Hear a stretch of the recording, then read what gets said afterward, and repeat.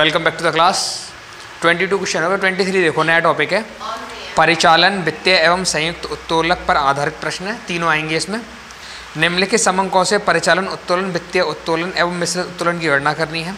बिक्री दे रखी है 1 लाख इकाइयों की, 2 रुपये प्रति इकाई, 2 लाख रुपये दे रखा है। पहले 2 लाख रुपये की सेल्स है। परिवर्तनशील लागत 70 पैसे प्रति इकाई है। स्थायी लागत 1 लाख रुपये की है। ऋण पूंजी पर ब्याज दे रखा है 3668 रुपये का। आपको फाइंड आउट करना है OL, FL, CL। देखो क्वेश्चन नंबर कौन सा है? 23। पहले बनाएंगे कैलकुलेशन टेबल। एक ही टेबल से तीनों फाइंड आउट हो जाएंगी।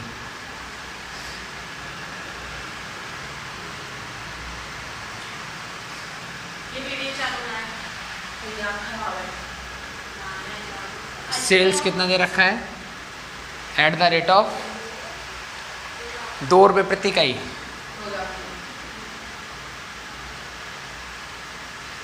दो लाख रुपए की दे रखी है सेल्स।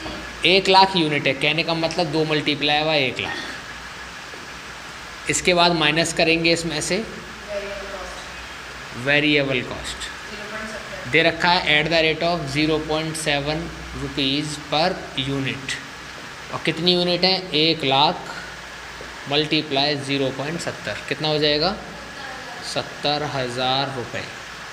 इनको घटाएंगे कितना बचेगा? अभी 1,30,000 रुपये। और ये बनेगा कंट्रीब्यूशन। इसके बाद माइनस करेंगे फिक्स्ड कॉस्ट। कितना फिक्स कॉस्ट है? 1 लाख रुपए का। 1 लाख रुपए का फिक्स्ड कॉस्ट है। बचेगा यहाँ पे 30,000। और इसी को बोलेंगे EBIT, earning before interest and tax. Minus करेंगे इसमें से इंटरेस्ट। कितना इंटरेस्ट है? 3,668। इसको ही माइनस कर दो। ये बनेगा यहाँ पे EBT 26,332। इसके अलावा और कुछ दिया नहीं है, टैक्स वगैरह, डिविडेंड भी नहीं दिया। यहीं टेबल ख़त्म हो जाएगी। यहीं से आंसर करने हैं आपको। Calculation of operating leverage OL। तो OL का फॉर्मूला है C/EBIT। C कितना है? 1,30,000 अब बटे 30,000। 4.33 इसका आंसर आएगा। अगली कैलकुलेशन फिर से करेंगे। Calculation of FL, financial leverage. तो फाइनेंशियल लीवरेज का फॉर्मूला है EBIT अपॉन EBT। EBIT कितना दिया है? 30,000, 26,332, 1.14। अगली कैलकुलेशन रहेगी कंबाइंड लीवरेज की। Calculation of CL। Combined leverage भी बोलते हैं और कंपोजिट लीवरेज भी बोलते हैं इसको। तो कंबाइंड लीवरेज का एक फॉर्मूला तो ये है कि operating leverage multiply by financial leverage. ऐसे निकाल सकते हो, ये ऑपरेटिंग है, फाइनेंशियल, दोनों का मल्टीप्लाई कर दो। या फिर दूसरा तरीका ये है कि ऑपरेटिंग लीवरेज का फॉर्मूला C/EBIT मल्टीप्लाई इसका रखो EBIT अपॉन EBT। इससे ये कैंसिल हो जाएगा। क्या बचेगा? C/EBIT। या तो फॉर्मूला ऐसे बना लो, या फिर या तो फॉर्मूला ऐसे बना लो, या फिर इसको याद रख लो C/EBT। ये भी ठीक है, ये फॉर्मूला लगा के भी ठीक है। बात यहीं तक है, यहीं पहुंच पाओगे तुम लास्ट में जाके। फॉर्मूला याद रख सकते हो तो फॉर्मूला याद रख लो। नहीं याद रहता है किसी वजह से, कंफ्यूज हो जाते हो, है ना। देखो सुनो, ये फॉर्मूला कंफ्यूज हो जाता है कभी कभी, है ना। तो क्या करना है तुमको कि दोनों की मल्टीप्लाई कर दो, आंसर आ जाएगा। चलो C कितना दे रखा है? 1,30,000, 26,332, 4.94। आगे बात समझ में? ठीक है। देखो 24वां क्वेश्चन, रंगनाथ उद्योग लिमिटेड की वार्षिक बिक्री दे रखी है 2,50,000 की, परिवर्तनशील लागत है 1,70,000 रुपये की, स्थिर लागत है 40,000 रुपये की। फर्म की कुल ऋण पूंजी दे रखी है 1,00,000 रुपये की, जिस पर 12% की दर से ब्याज दे है। उपरोक्त आंकड़ों के आधार पर परिचालन उत्तोलक, वित्तीय उत्तोलक और संयुक्त उत्तोलक की गणना करनी है। सेम ही क्वेश्चन है, जल्दी से इसको करेंगे ख़त्म। कैलकुलेशन टेबल,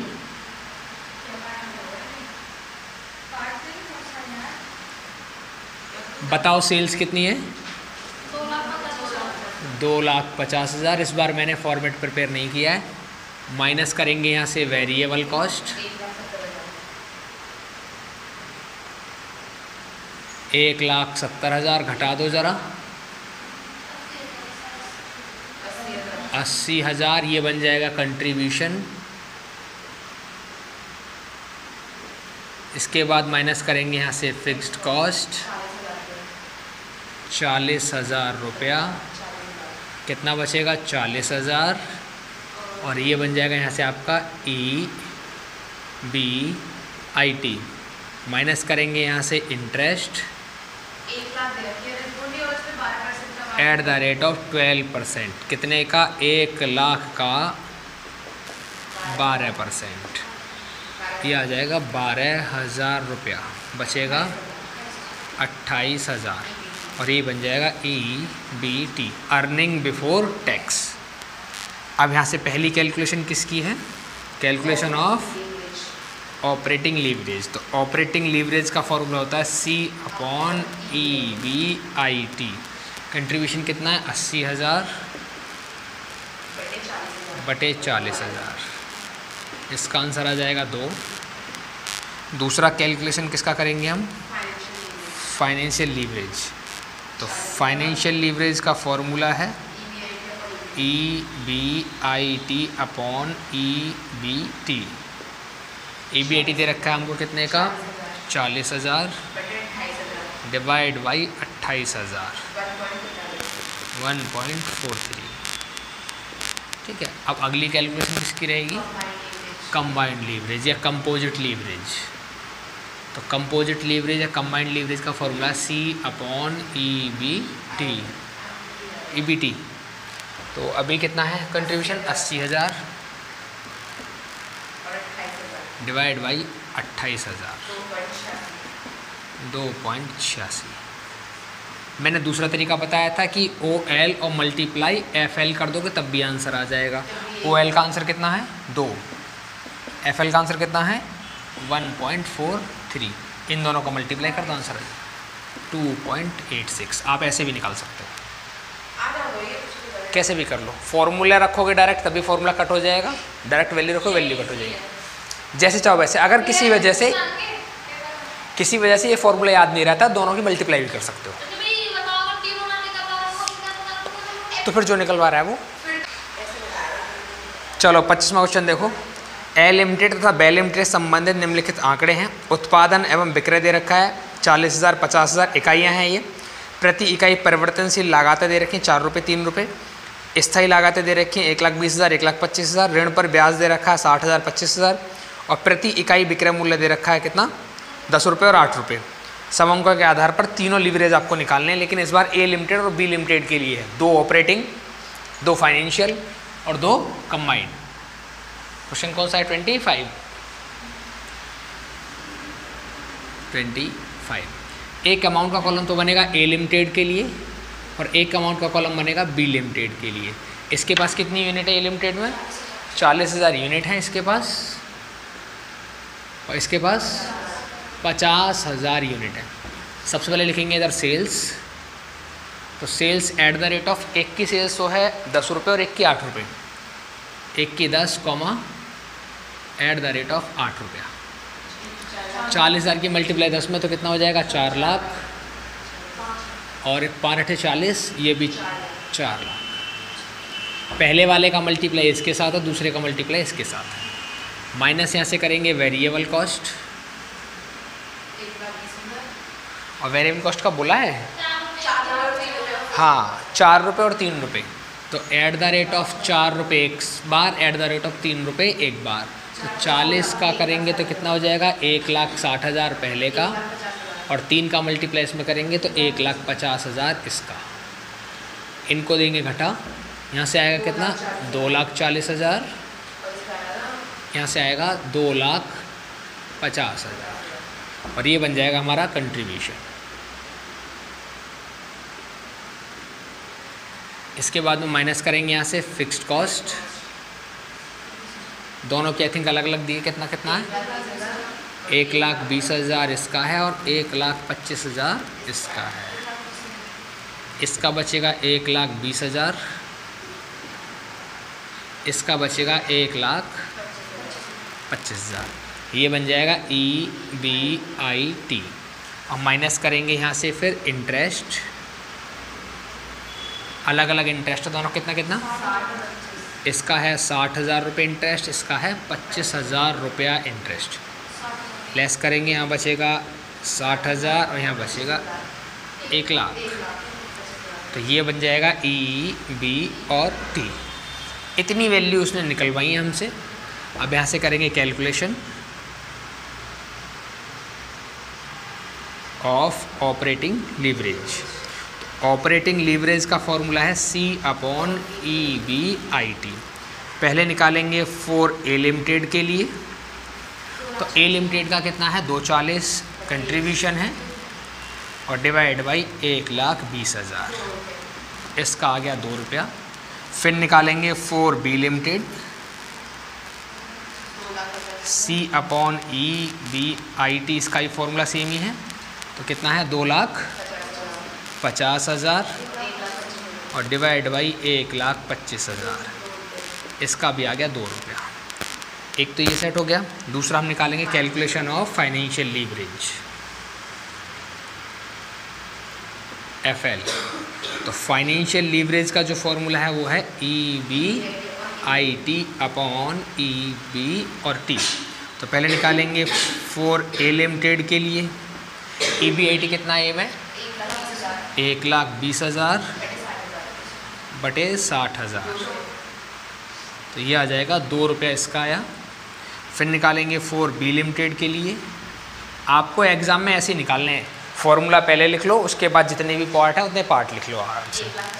इसका कितना EBIT है 1,25,000 EBIT है और डिवाइड बाई 1,00,000 रुपये इसका EBT है, तो 1.25 इसका हो गया। अब एक लास्ट रह गया कंपोजिट या combined leverage, calculation of CL। अच्छा, एग्ज़ाम में ये शॉर्ट फॉर्म नहीं लिखनी है, एग्ज़ाम में पूरा लिखना है कंपोजिट लीवरेज या कंबाइंड लीवरेज। फॉर्मूला बेशक शॉर्ट में लिख लेना आप, ठीक है। चलो, तो कंबाइंड लीवरेज का फॉर्मूला है C/EBT। तो पहले निकालेंगे फॉर ए लिमिटेड के लिए, तो ये कितना है 240 डिवाइड बाई 60,000 EBT, तो कितना आ जाएगा इसका 4 रुपया। और फिर निकालेंगे फॉर बी लिमिटेड के लिए, बी लिमिटेड का C कितना है 250 डिवाइड बाई EBT कितना है 1,00,000, सबसे नीचे है, इसका आंसर आ गया 2.5। बताओ, क्लियर एकदम? ठीक है।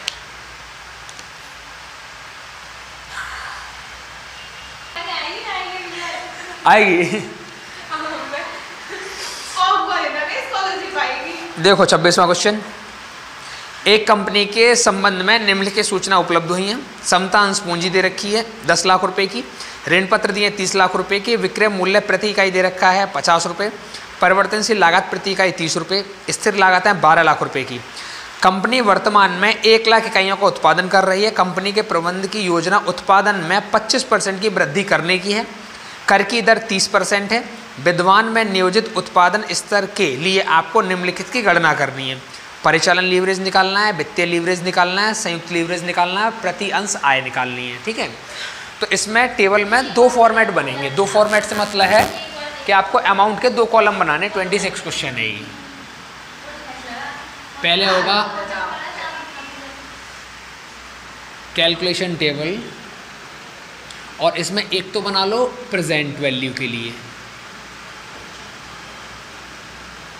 और एक बना लो फ्यूचर वैल्यू के लिए। प्रेजेंट वैल्यू कितने के? 10 लाख यूनिट। 1 लाख। नीचे पढ़ो, 1 लाख है, 1 लाख यूनिट। अब वो कह रहा है कि फ्यूचर में ये 1 लाख यूनिट जो है 20% से बढ़ाने की इच्छा है उनकी, नहीं 25% से। तो इसमें कितना करना है? प्लस 25%। तो 1 लाख का 25% बढ़ाएंगे तो कितना हो जाएगा? 1,25,000 यूनिट। बताओ बात समझ में आ गई है? अब यहाँ लिख दो सेल्स। बताओ सेल्स कितना है एट द रेट ऑफ? नहीं बेटा, वो ऊपर समतांश पूंजी है, पूरा क्यों नहीं पढ़ते हैं आप? सेल्स दे रखा है इधर, विक्रय प्रति इकाई 50 रुपये पर यूनिट, 50 रुपये। तो पहले वाले का 1 का मल्टीप्लाई कितना आएगा? 50 लाख। और दूसरे कितना आएगा? 62 लाख 50,000। चेक कर लो जरा एक बार। ठीक है, इसके बाद यहाँ से माइनस करेंगे हम क्या? Variable cost. कितना वेरिएबल कॉस्ट बोल रहा है वो? एट द रेट ऑफ 30 रुपये। लिखेंगे यहाँ पे एट द रेट ऑफ 30 रुपये। तो इसका तो हो जाएगा यहाँ पे 30 लाख और इसका 37 लाख 50,000। इसका तो आ गया 20 लाख और इसका 25 लाख। यहाँ तक बात समझ पा रहे होंगे आप लोग? ये हो गया कंट्रीब्यूशन। इसके बाद माइनस करेंगे इसमें से फिक्स्ड कॉस्ट। 12 लाख रुपए इधर हैं और उधर भी सेम ही रहेंगे 12 लाख। 8 लाख। इसका बनेगा 8 लाख, इसका बनेगा 13 लाख। इसके बाद ये बन जाएगा हमारा EBIT। इसके बाद माइनस करेंगे इसमें से इंटरेस्ट। कितना इंटरेस्ट के लिए बोल रहा है वो? 30% कर की दर है। ऊपर देखो समतांश पूंजी के नीचे 14% ऋण पत्र, तो ऋण पत्र पे ब्याज लगेगा, है ना? 30 लाख का 14%, तो eight the rate of 14% of 30 lakh. इसका आएगा 4,20,000 और इसका 4,20,000, क्योंकि हमेशा आपको किस पे लगाना है? ऋण पत्र के अमाउंट पे। घटा दो। इसका बचा 3,80,000, इसका हाँ 8,80,000, 8,80,000 और ये बन जाएगा आपका EBT। अब इनकम बिफोर टैक्स है, अर्निंग बिफोर टैक्स, तो माइनस होगा इसमें से टैक्स। टैक्स का कितना? Eight the rate of 30%, eight the rate of 30%। चलो इस वैल्यू का 30% निकालो और इस वैल्यू का 30% निकालो। पहले वाले का 1,14,000, दूसरे वाले का 2,64,000 रुपया। इसको भी लेस कर दो।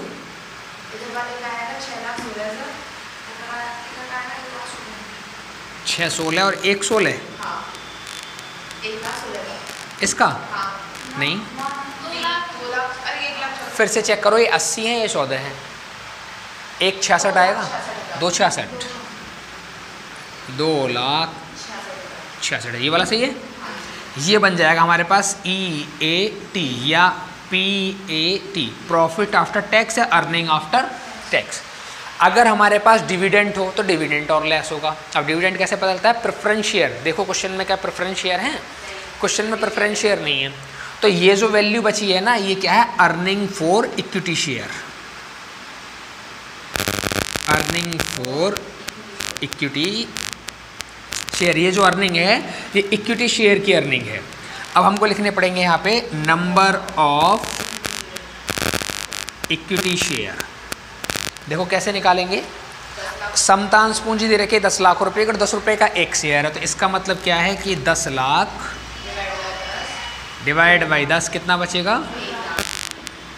हमारे पास है 1 लाख शेयर, तो 1 लाख हम इधर लिखेंगे शेयर की अमाउंट और 1 लाख शेयर हम इधर लिखेंगे। ये हो गया नंबर ऑफ शेयर। अब आएगा यहाँ से EPS। EPS का मतलब अर्निंग पर शेयर, ठीक है। अर्निंग पर शेयर कैसे आएगा? जो हमारा EAT आया है इस क्वेश्चन के अकॉर्डिंग, हमेशा नहीं, इस क्वेश्चन में EAT divide by number of share या इक्विटी शेयर। 266 में 1 लाख का भाग लाएंगे कितना आएगा? 2.66 और इसमें भाग लाएंगे तो 6.16। बताओ, बात है तक क्लियर? कोई डाउट नहीं है ना? अब सब निकालनी है तुमको। क्या क्या निकालना है तुमको? दोनों के अलग अलग, प्रेजेंट वैल्यू का अलग और फ्यूचर वैल्यू का अलग। मैं बताता हूँ कैसे। कैलकुलेशन ऑफ, पहले निकालेंगे OL, तो OL निकालने का फॉर्मूला हमारे पास है C/EBIT। पहले निकालेंगे for present value, present value की C कितनी है? 20 लाख डिवाइड बाई EBIT कितना है? इधर 8 लाख, इसका आ गया 2.5। ऐसे निकालेंगे फॉर फ्यूचर के लिए, फ्यूचर का कितना है? 25 लाख डिवाइड बाई 13 लाख, 1.92। ऐसे मैंने ऑपरेटिंग निकाले दोनों के। अब ऐसे आपको निकालना किसका है? Financial leverage. फाइनेंशियल लीवरेज का फॉर्मूला क्या रहेगा हमारे पास? EBIT/EBT। और ऐसी फिर आपको निकालना है किसका? कंबाइंड लीवरेज का। तो कंबाइंड लीवरेज का फॉर्मूला क्या है? C/EBT। एक आंसर और पूछा उसने, प्रति अंश आय क्या है? तो पहले की प्रति अंश आय और दूसरे की। बताओ, क्लियर है बात एकदम? डायरेक्ट निकाल देनी। EPS for present value, EPS for future value, क्योंकि अलग से फॉर्मूला नहीं बनाया हमने, टेबल में प्रिपेयर कर लिया है ये। बताओ, यहाँ तक बात समझ में आ गई? अलग से बनाना पड़ता है फिर हमको। हाँ, EPS बराबर ये होता है तो ऐसे लिखना पड़ता है। टेबल में प्रिपेयर करना ज़्यादा बढ़िया है ना, पूरी कंप्लीट टेबल होती है ये।